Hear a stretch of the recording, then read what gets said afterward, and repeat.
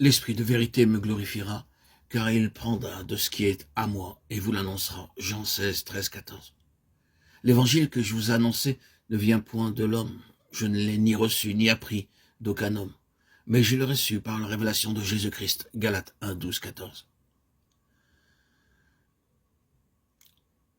Nous pouvons citer les paroles de l'apôtre Pierre déclarant que l'Esprit du Christ inspirait les prophètes qui annonçèrent ses souffrances et la gloire dont elle serait suivie. 1 Pierre 1, 10, 12.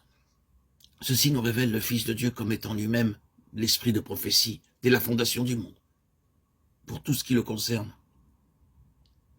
Par le Saint-Esprit, il inspirait donc le message de la croix, longtemps avant de venir ici-bas.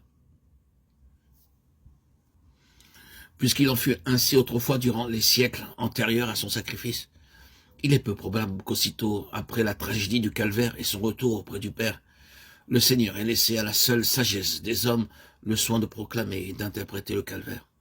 Effectivement, bien que les apôtres eussent été les témoins de sa vie et de ses souffrances, le Seigneur ne les laissa pas à eux-mêmes pour annoncer chacun d'eux les diverses impressions qu'ils avaient pu recevoir pour dire chacun à sa manière ce qu'ils avaient compris du sacrifice de la croix. Réunis dans la chambre haute au jour de la Pentecôte, ils reçurent le Saint-Esprit, lequel les pénétra, les remplit, les équipa pour leur activité de témoins.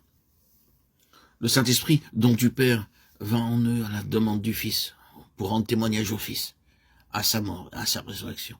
C'était là l'exaucement de la promesse. Vous recevrez la vertu du Saint-Esprit qui descendra sur vous, et vous me servirez de témoin. Acte 1, 8. Dès qu'ils l'eurent reçu, les disciples furent transformés. Désormais, la peur des Juifs, des chefs du peuple et la crainte des persécutions ne pouvaient plus les arrêter. Et ils se mirent à rendre témoignage à la mort et à la résurrection du Seigneur Jésus. Celui que vous avez crucifié, le faisant mourir, Dieu l'a ressuscité. Dieu a fait Seigneur et Christ, ce Jésus que vous avez crucifié.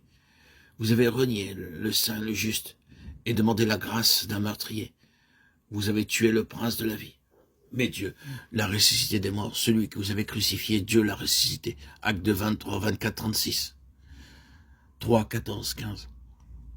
Telle fut la prédication des apôtres baptisés du Saint-Esprit. Tel fut le message auquel l'Esprit Saint rendait témoignage par des signes et des miracles accomplis au nom de Jésus.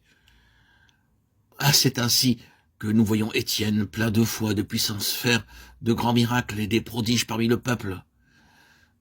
Arrêté, traduit devant le conseil, il rend témoignage à Jésus crucifié et celle de sa vie, son héroïque profession de foi. Mais cette mort d'Étienne devait manifester à son tour la puissance de la croix.